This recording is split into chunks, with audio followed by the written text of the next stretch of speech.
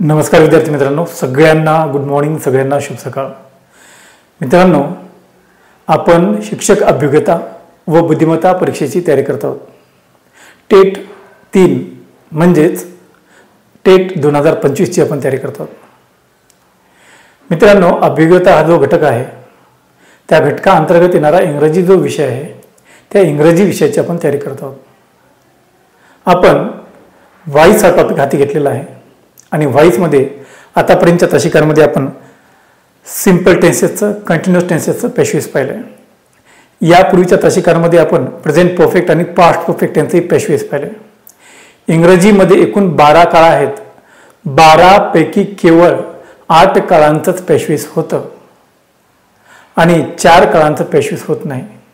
ज्या 8 काळांचं पेशवेस होतं ते आहेत simple present tense, simple past tense, simple future tense, present continuous tense, past continuous tense. फ्युचर कंटिन्युअसचं पेशवेस होत नाही. प्रेझेंट परफेक्ट टेन्सचं पेशवेस होतं, पास्ट परफेक्ट टेन्सचं पेशवेस होतं, फ्युचर परफेक्ट टेन्सचं पेशवेस होतं, पण प्रेझेंट परफेक्ट कंटिन्युअस टेन्सचं पेशवेस होत नाही, पास्ट परफेक्ट कंटिन्युअस टेन्सचं पेशवेस होत नाही, फ्युचर परफेक्ट कंटिन्युअस टेन्सचं पेशवेस होत नाही. सांगायचं तात्पर्य काय, 12 पैकी ज्या 8 काळांचं पेशवेस होतं त्यापैकी 7 काळांचं पेशवेस मी तुम्हाला शिकवलं आहे. आता शेवटचा काळ राहिला ज्याचं मला तुम्हाला पेशवेस शिकवायचं आहे. Let us see passive voice of future perfect tense. बघा, passive voice of future perfect tense. आज आपल्याला फ्युचर परफेक्ट टेन्सचं पेशवेस पाहायचं आहे. मित्रांनो, मी पुन्हा तीच वक्तव्य करतोय. ज्याला परफेक्ट टेन्स येतो, ज्याला फ्युचर परफेक्ट टेन्स येतो त्यालाच फ्युचर परफेक्ट टेन्सचं पेशवेस मी शिकू शकतो किंवा त्याला फ्युचर परफेक्ट टेन्सचं पेशवेस शिकवल्यानंतर समजेल. म्हणून तुम्ही या आधीच्या तासिकांमध्ये मी जे टेन्स घेतलेलं आहे, टेन्सचे व्हिडिओज टाकले आहेत ते आधी तुम्ही पहा. आता आपण फ्युचर परफेक्ट टेन्स पाहिलोत, फ्युचर परफेक्ट टेन्सचं पेशवेस पाहिलोत.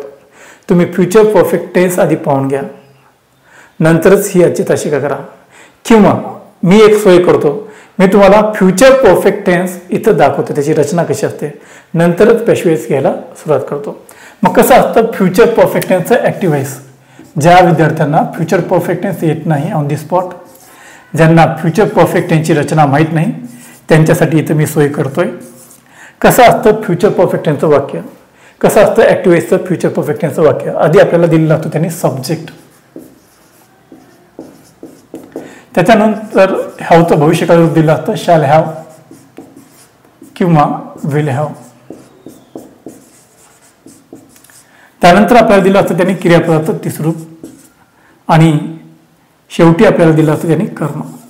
तर अशी रचना असलेली वाक्य आपल्याला देतात आणि आपल्याला म्हणतात करायचं पेशवेस. आता हे वाक्य बघा किंवा ही रचना पहा, इथं क्रियापदाचं तिसरं रूप दिलंय. कधीही तुम्हाला तिसरं रूप दिसलं की तो परफेक्ट टेन्सच असतो, ध्यानात ठेवा. इथं आपल्याला हॅवचं भविष्यकाळी रूप दिलंय. हॅवचं भविष्यकाळी रूप ओढू सांगतं की हा फ्युचर टेन्स आहे. मग हे हॅवचं भविष्यकाळी रूप शॅल हॅव किंवा विल हॅव आणि हे क्रियापदाचं तिसरं रूप, हे दोघं जण मिळून सांगतात आपल्याला की दिलेल्या वाक्याचा जो टेन्स आहे, प्रकार आहे, तो कोणता आहे, फ्युचर परफेक्ट टेन्स आहे. तर अशी असते फ्युचर परफेक्ट टेन्सची रचना, फ्युचर परफेक्ट टेन्सचं वाक्य, त्याची रचना. असं ॲक्टिव्ह व्हॉइसमध्ये हे वाक्य देतात आणि म्हणतात पेशवेस करा. मग फ्युचर परफेक्ट टेन्सच्या वाक्याचं पेशवेस कसं करायचं, चला ते पण तुम्हाला इथे दाखवतो. बघा, फ्युचर परफेक्ट टेन्सच्या वाक्याचं पेशवेस काय करतात, आधी घेतात दिलेल्या वाक्यातील ऑब्जेक्ट कर्ता म्हणून. आता आपला टेन्स आहे फ्युचर परफेक्ट टेन्स, मग इथं हॅवची फ्युचर टेन्सची हेल्पिंग वर्ब वापरतात, हॅवची भविष्यकाळी रूपे वापरतात आणि ती कोण आहेत, शॅल हॅव. कोण, शॅल हॅव किंवा विल हॅव. मग त्यानंतर काय करतात, बिन हा शब्द घेतात. त्यानंतर काय करतात, क्रियापदाचं तिसरं रूप घेतात आणि शेवटी काय करतात, BY बाय नंतर सब्जेक्ट जो आहे, कर्ता जो आहे, द्वितीय विभक्ती घेतात. तर हे पहा, हे आहे फ्युचर परफेक्ट टेन्सचं ॲक्टिव्ह व्हॉइसचं वाक्य किंवा त्याची रचना. आणि इथे जे समोर तुम्हाला दिसते आहे ती फ्युचर परफेक्ट टेन्सची पेशवेची रचना आहे. तर तुम्ही हे लिहून घेऊ शकता किंवा याचे स्क्रीनशॉट घेऊ शकता. आणि आता मित्रांनो काय करूया, तुम्ही हे लिहित असताना ऐका, याच्यानंतर आता मी तुम्हाला इथं 5 वाक्य देईल फ्युचर परफेक्ट टेन्सची आधीच्या परीक्षांना आलेली, आणि या 5 वाक्यांचं पॅशवेज आपण पाहूया. कसं फ्युचर परफेक्ट टेन्सचं पॅशवेज करतात या वाक्या थ्रू, या वाक्याच्या माध्यमातून तुमच्या लक्षात येईल. काय अडचण असेल तर विचारत राहा. चला हे लिहून घ्या.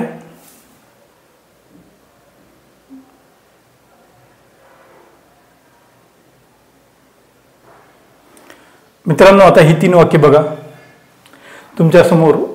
बघा 3 वाक्य आहेत. या 3ही वाक्यांचं कसं पॅशवेज करायचं आपण बघूया.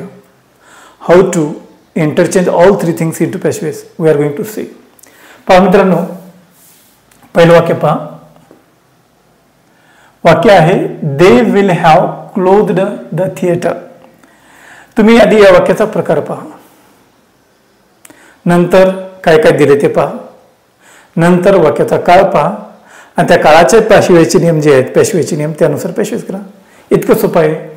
बघा आधी वाक्य दिलंय असरेटिव्ह सेंटेन्स, इथं सब्जेक्ट आहे, त्यानंतर इथं विल हॅव क्लोज्ड हे वर्ब आहे आणि शेवटी इथं ऑब्जेक्ट दिले थिएटर. तुम्हाला आधी सब्जेक्ट दिलाय, नंतर वर्ब दिले, वाक्य असरेटिव्ह सेंटेन्स आहे. झालं. वाक्याचा प्रकार कळा. काय काय दिले पहा. We have been given everything. We have been given subject, we have been given object, we have been given verb. All 3 things we have been given. आता पूर्ण भविष्यकाळाचे पॅशवेचे नियम डोळ्यासमोर आणा. पूर्ण भविष्यकाळाचे पॅशवेचे जे नियम आहेत ते डोळ्यासमोर आणा. काय नियम आहेत. आधी ऑब्जेक्ट घेतात. ऑब्जेक्ट कोण आहे. The theatre. तुम्हाला नियम दिले आहेत बघा मी. आता याच्यानुसार हॅवचं भविष्यकाळी रूप घ्या. थिएटरनुसार इथे येते विल हॅव. बीन शब्द घेतल्याशिवाय पूर्ण काळाचा पॅशवेज होत नाही, म्हणून इथे बीन घ्या. त्यानंतर third form of the verb घ्या, क्लोज्ड. आणि शेवटी काय होतं, हा जो दे नावाचा सब्जेक्ट आहे तो तिथं सेकंड केसमध्ये येईल, by them. This is how you can transform the given sentence of active voice into passive. अशा रीतीनं तुम्ही या वाक्याचं पॅशवेज करू शकता. त्यानंतर पहा, I will have saved enough money. I will have saved enough money असं वाक्य आहे. मी पुरेसे पैसे वाचवले असतील. इथं आधी सब्जेक्ट आलाय, इथं वर्ब आलंय आणि मनी हे ऑब्जेक्ट आहे. इनफ हे ऍडजेक्टिव्ह आहे. याच्या नाही बघा, इनफ हे ऍडजेक्टिव्ह आणि हे मनी हे नाम जे आहे हे सगळे मिळून आपलं ऑब्जेक्ट आहे. तर या वाक्यामध्ये सगळ्या गोष्टी दिल्या, सब्जेक्ट दिले, वर्ब दिले, ऑब्जेक्ट दिले. वाक्याचा प्रकार आधी सब्जेक्ट आहे, नंतर वर्ब आहे, म्हणजे असरेटिव्ह सेंटेन्स आहे. वाक्याचा काळ पहा. परीक्षेमध्ये असं लिहित नाहीत, आपल्याला माहित असलं पाहिजे. सेव्ड हे third form of the verb आहे, म्हणून हा परफेक्ट टेन्स आहे. आणि त्याच्यापूर्वी हॅवचं भविष्यकाळी रूप आलंय विल हॅव, म्हणून हा फ्युचर आहे. म्हणजे हे दोघं जण मिळून सांगतात की हा फ्युचर परफेक्ट टेन्स आहे. डोळ्यासमोर फ्युचर परफेक्ट टेन्सचे तुम्हाला दिलेले पॅशवेजचे नियम घ्या, पॅशवेज करा. कसं करतात, आधी ऑब्जेक्ट घेतात. कोण आहे ऑब्जेक्ट, नुसतं मनी घ्यायचं नाही, त्या मनी या नामासोबत जो ऍडजेक्टिव्ह आलाय, विशेषण आलंय, त्याच्या सहित घ्यायचं. हे दोघं जण मिळून आपलं ऑब्जेक्ट आहे. Enough money. बघा इनफ मनी. याच्यानुसार हेल्पिंग वर्ब घ्या, विल हॅव. त्यानंतर बीन हा शब्द घ्या, been. Enough money will have been. त्यानंतर third form of the verb घ्या, सेव्हचं थर्ड फॉर्म आहे सेव्ड. आणि शेवटी आपला जो सब्जेक्ट आहे आय, तो सेकंड केसमध्ये घ्या. आयची सेकंड केस, आयची द्वितीय विभक्ती कोण आहे, तर आयची द्वितीय विभक्ती आहे मी. समजलं मित्रांनो. तर इथं अशा रीतीनं आपण पूर्ण काळाचं पॅशवेज करू शकतो. यानंतर काय करायचं आपल्याला, तिसऱ्या वाक्याचं पॅशवेज करायचं आहे. परत तेच काय काय दिले पहा. सब्जेक्ट दिलाय, वर्ब दिले, ऑब्जेक्ट दिले. We have been given all 3 things. Then see what type of sentence is it. There is a subject at the beginning, immediately after it there is a verb. The type of the sentence is an assertive sentence statement. Then bring before your eyes all rules of past of future perfect tense and change voice. चला सगळे नियम आणा डोळ्यासमोर. आधी object घेतात. Object कोण आहे, the contract. याच्यानुसार बीचं माफ करा, हॅवचं भविष्यकाळ रूप घ्या, विल हॅव. बीन घेतल्याशिवाय पूर्ण काळाचं पॅशवेज नाही, म्हणून इथे बीन घ्या. साइंड या शब्दाचं थर्ड फॉर्म काय, साइंड आहे, तशाला तसंच घ्या.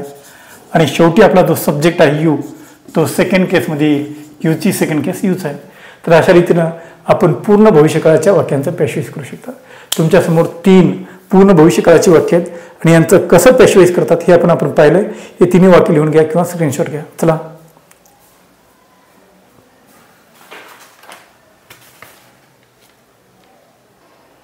मित्रांनो, आता या दोन वाक्यांकडे पहा. या काळाची ही शेवटची दोन वाक्य आहेत, किंवा विधानार्थी वाक्याची पेशवेची सुद्धा ही शेवटची आजची दोन वाक्य आहेत. यानंतर असरेटिव्ह सेंटेन्सचं पेशवे संपतं मित्रांनो. चला, काय म्हटलंय, आधी सब्जेक्ट दिलाय द एअरलाइन्स, त्यानंतर वर्ब दिलंय विल हॅव सेंट, त्यानंतर ऑब्जेक्ट दिलंय यू, त्याच्यानंतर आणखी एक ऑब्जेक्ट दिलंय द तिकीट. म्हणजे या वाक्यामध्ये दोन दोन ऑब्जेक्ट दिलेत मित्रांनो. The airlines will have sent you असं पण चालतं वाक्य, the airlines will have sent the ticket असं पण वाक्य चालतं. म्हणजे इथं या वाक्यामध्ये दोन ऑब्जेक्ट दिलेत. व्यक्तिवाचक जे असतं ते इनडायरेक्ट ऑब्जेक्ट असतं आणि वस्तुवाचक जे असतं ते डायरेक्ट ऑब्जेक्ट असतं. मग एखाद्या वाक्यात दोन दोन ऑब्जेक्ट येतात, आलं तरी काय हरकत नाही, कोणालाही एकाला ऑब्जेक्ट म्हणा आणि उरलेल्याला तिसरे रूपांतर घ्या. फॉर एक्झाम्पल, मी त्याला ऑब्जेक्ट म्हणतो यू या शब्दाला, आणि वाक्याचा काळ पहा, फ्युचर परफेक्ट टेन्स आहे. त्या काळाचे पेशवेचे नियम डोळ्यासमोर आणा आणि करा पेशवेस. आधी यूला मी काय म्हणतो, ऑब्जेक्ट म्हणतो आणि पेशवेसमध्ये सुरुवातीला घेतो. याच्यानुसार हॅवचं भविष्यकाळी रूप इथे येईल विल हॅव. बीन शब्द घेतल्याशिवाय पूर्ण काळाचं पेशवेस होत नाही, म्हणून इथे मी बीन घेतलं. त्यानंतर घेतो क्रियापदाचं तिसरं रूप झालं.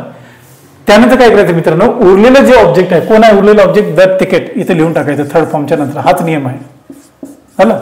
एखाद्या वाक्यात दोन ऑब्जेक्ट जर असतील तर आपलं उरलेलं जे ऑब्जेक्ट आहे थर्ड फॉर्म नंतर घ्या, आणि शेवटी जो आपला जो कर्ता आहे बी वाय बाय नंतर द्वितीय विभक्ती घ्या. आणि आपला कर्ता कोण आहे, द एअरलाइन्स, मग त्याला इथं बी वाय बाय नंतर द्वितीय विभक्ती घ्या, द एअरलाइन्स. अशा रीतीने तुम्ही याचा पेशवेस करू शकता. किंवा आणखी एक पद्धत आहे, तुम्ही याला कर्म मानून देखील या वाक्याचं पेशवेस करू शकता. याला कर्म मानून देखील या दिलेल्या वाक्यात तुम्ही पेशवेस करू शकता. समजलं.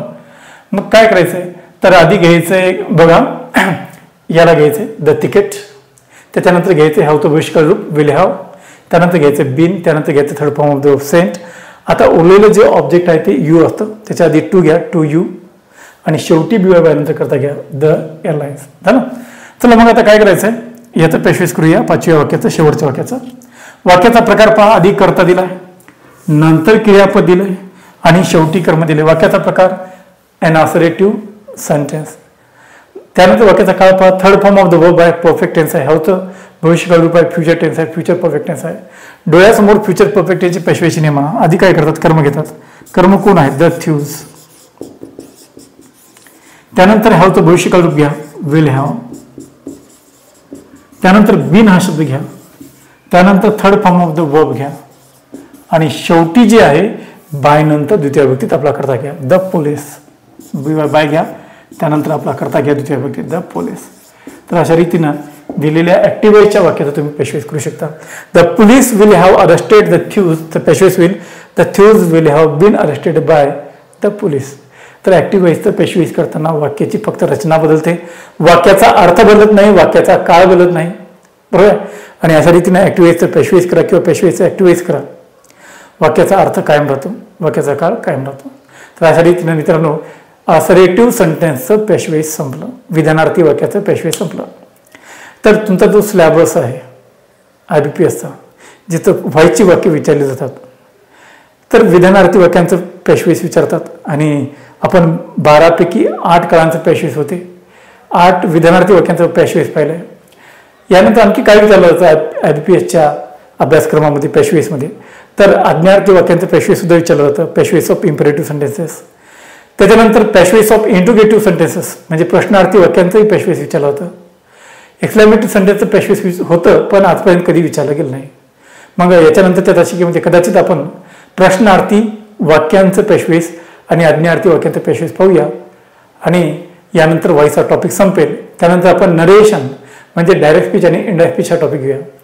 बरेच दुसरे पण टॉपिक घ्यायचे, आपल्याला सिनोनिम्स घ्यायचे, अँटोनिम्स घ्यायचे, वन वर्ड सबस्टिट्यूशन घ्यायचे, फ्रेजेस घ्यायचे, नरेशन घ्यायचे म्हणजे माफ करा क्लोज टेस्ट घ्यायचे, बरोबर आहे, कॉम्प्रिहेन्शन घ्यायचे, पॅराजम्बल घ्यायचे, फाइंडिंग एरर घ्यायचे.